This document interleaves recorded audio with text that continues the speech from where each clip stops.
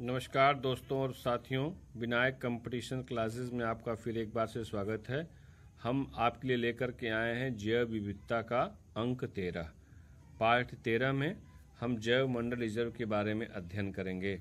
पिछले अंक में आपने इन सीटू कंजर्वेशन के अंतर्गत या इन सीटू संरक्षण के अंतर्गत या स्वस्थानीय संरक्षण के अंतर्गत पवित्र उपवन, समुदाय एवं संरक्षण के आगार तथा समुद्री संरक्षित क्षेत्र के बारे में जाना था। आइए हम बात करते हैं आज जैव मंडल रिजर्व की, कि जैव मंडल रिजर्व या बायोस्फीयर रिजर्व किसे कहते हैं।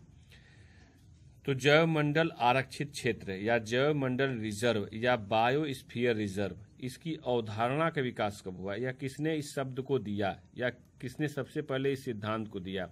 तो जैव मंडल रिजर्व का सिद्धांत सबसे पहले एडवर्ड सुएस नामक पर्यावरणविद ने सबसे पहले जैव मंडल की अवधारणा दी थी। इन्होंने अवधारणा 1976 में दी थी कि एक ऐसा आरक्षित क्षेत्र होना चाहिए जहां पर पर्यावरणविद या पर्यावरण के जो साइंटिस्ट हैं, वैज्ञानिक हैं, वह जाकर के शोध कर लें और उनके शोध के लिए आवश्यक परिस्थितियां उस जैव मंडल आरक्षित क्षेत्र में उपलब्ध हों।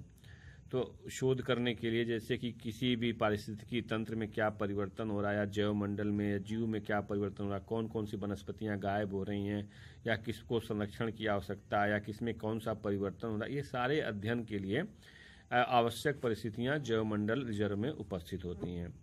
पूरी दुनिया में बात करें तो पूरी दुनिया में 122 देशों में कुल 686 बायोस्फीयर रिजर्व हैं। दुनिया में कुल कितने बायोस्फीयर रिजर्व हैं या जैव मंडल आरक्षित क्षेत्र हैं? कुल 686 बायोस्फीयर रिजर्व, जो कि 122 देशों में फैले हुए हैं, पूरी दुनिया में उपस्थित है। भारत में 18 बायोस्फीयर रिजर्व। कितने बायोस्फीयर रिजर्व हैं? भारत में कुल 18 बायोस्फीयर रिजर्व या जैव मंडल आरक्षित क्षेत्र हैं।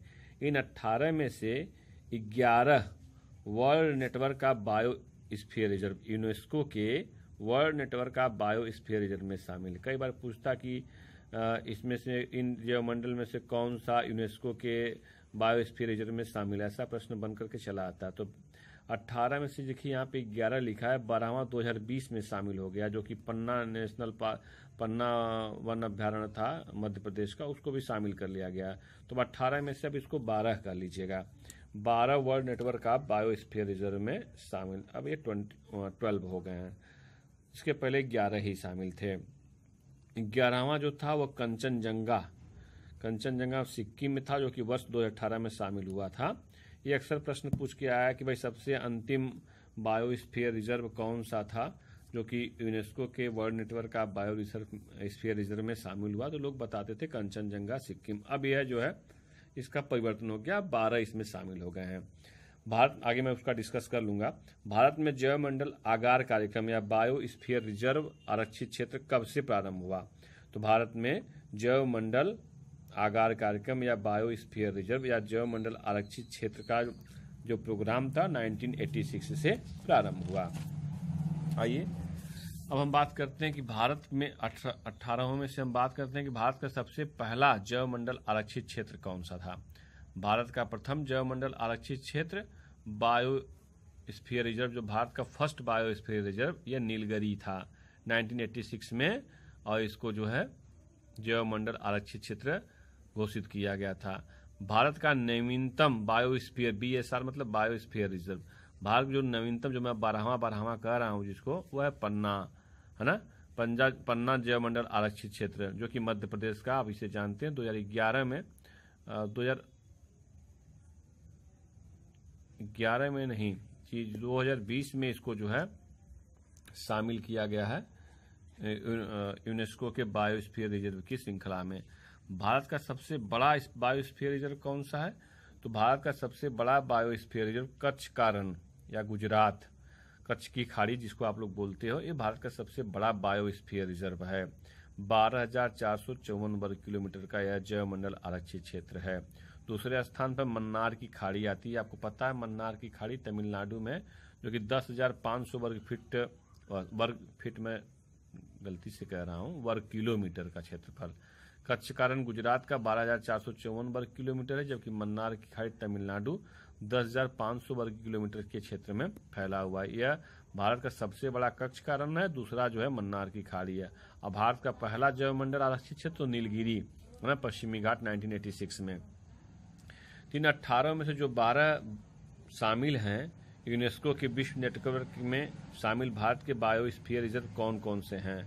तो नीलगिरी है ना, भारत का सबसे पहला जैव मंडल आरक्षित क्षेत्र नीलगिरी। इसको भी यूनेस्को ने अपने वैश्विक नेटवर्क में जो 686 का 686 बायोस्फीयर रिजर्व है ना, उसमें इस नीलगिरी को भी शामिल किया है ना। मन्नार की खाड़ी है, इसको 2001 में शामिल किया। सुंदरवन या मैंग्रोव वन का जो पश्चिम बंगाल 2001 में। नंदा देवी उत्तराखंड में है। नोकरेक मेघालय में। पंचमढ़ी मध्य प्रदेश। सिमलीपाल उड़ीसा। अचान कमार छत्तीसगढ़ में। और ग्रेट निकोबार जो कि अंडमान निकोबार द्वीप समूह में 2013 में। अगस्त्या मलाई केरल तमिलनाडु 2016 में। कंचनजंगा सिक्किम 2018 में। और बाराहमा जो है पन्ना जो है बायोस्फीयर रिजर्व, ये 2020 में यूनेस्को ने अपने बायोस्फीयर रिजर्व के वैश्विक नेटवर्क में शामिल किया है। ठीक है ना। 3/12 को आपको ध्यान रखना है कि कौन किसको कब शामिल किया गया। आप इसका स्क्रीनशॉट भी ले सकते हैं, नोट भी कर सकते हैं। तो पन्ना बायोस्फीयर रिजर्व 2011 में बना हुआ था, है ना, लेकिन इसको यूनेस्को ने 2020 में अपने नेटवर्क में शामिल किया। जो यहाँ पे मैं करेक्शन कर रहा था वो 2011 मतलब पन्ना का घोषित किया गया था, मध्य प्रदेश ने घोषित किया था। और 2020 में ये यूनेस्को के बायोस्फीयर रिजर्व में शामिल हो गया। ये हो गए 12 की बात। 6 और बच जाते हैं। 6 कौन से हैं? 6 जो बच जाते हैं उसमें मानस जैव मंडल रिजर्व है, जो कि 1989 में असम क्षेत्र, असम राज्य का है ये, लेकिन यूनेस्को में शामिल नहीं है। डेब्रू सेखोवा भी असम का। देहांग देबांग, कई बार देहांग करके आप पूछता कि कहाँ है, तो अरुणाचल प्रदेश में है। कच्छ का रण, देखो ये भारत का सबसे बड़ा बायोस्फीयर रिजर्व है, लेकिन यूनेस्को ने इसको लिया नहीं है। यूनेस्को के वैश्विक नेटवर्क में कच्छ का रण शामिल नहीं है। भारत का सबसे बड़ा जो है बायोस्फीयर रिजर्व कच्छ का रण है। एक कोल्ड डेजर्ट जिसको शीत मरुस्थल कहते हैं, हिमाचल प्रदेश में है। यह भी बायोस्फीयर रिजर्व को यूनेस्को में शामिल नहीं किया। एक शेषाचलम है जो कि आंध्र प्रदेश का है, इसे भी शामिल नहीं किया गया है। पन्ना जो कि 2011 में स्थापित हुआ था, यह 2020 में बायोस्फीयर रिजर्व में शामिल कर लिया गया था। 2020 में यूनेस्को ने अपने शामिल कर लिया। अब ये 7वां यहाँ से हट गया है। और यह जो है कुल 6 शेष बचे जिनको यूनेस्को ने नहीं लिया। 18 में से 12 को ले लिया है। यही 7वां जो है जिसको शामिल कर लिया है अपने क्षेत्र में। आइए अब बात करते हैं बायोस्फीयर रिजर्व की संरचना के बारे में। जैव मंडल आकार की संरचना आपको दिखाई दे रही होगी। तो जैव मंडल एक वन क्षेत्र है या एक जंगल का ऐसा इलाका है जिसमें देखो ये मध्य इलाका एकदम केंद्रीय भूभाग होता है। इसको कहते हैं हम लोग क्रोड क्षेत्र या कोर जोन कहते हैं। ये सबसे क्रिटिकल जोन होता है और सबसे अधिक संरक्षित वाला भाग यह किसी भी वन क्षेत्र, एक बड़ा सा जंगल समझ लीजिए आप इसको, एक खूब बड़ा सा जंगल है ना, खूब बड़ा सा जंगल है जिसके केंद्रीय कोर में सबसे बीच में एक नेशनल पार्क हो सकता है ना। ये सबसे अधिक संरक्षित क्षेत्र होगा। यहाँ पर कोई भी प्रवेश नहीं कर सकता है। इसमें केवल जीव जंतु भी जा सकते हैं। इस क्षेत्र के अधिकारी कर्मचारी भी जाते हैं तो अभी अनुमति लेकर के जाते हैं। इसको कोर जोन कहते हैं या क्रोड क्षेत्र कहते हैं, ठीक है ना। अब इसके बाहर का जो पार्ट सफेद रंग से आपको दिखाई दे रहा है, इसको कहते हैं बफर क्षेत्र। क्या कहते हैं इसको? बफर जोन या मध्यवर्ती क्षेत्र या अनुसंधान, है ना, अंग्रेजी में बफर जोन ही लिख करके आता है। मध्यवर्ती क्षेत्र होता है। इसका काम क्या है? देखिए यही मैं बता रहा था, अनुसंधान के लिए ये इलाका चुना जाता है।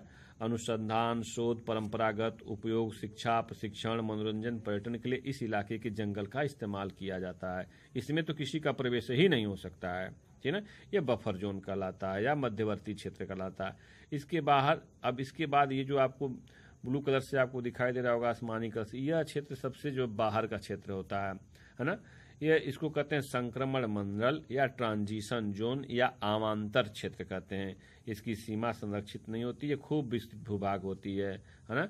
यह विकासशील कार्यों के लिए, मनोरंजन के लिए अत्यधिक खुला और विस्तृत क्षेत्र होता है। यह पूरा इलाका, इसमें मानवीय गतिविधियां भी हो सकती, मानव घर बना के भी रहते हैं।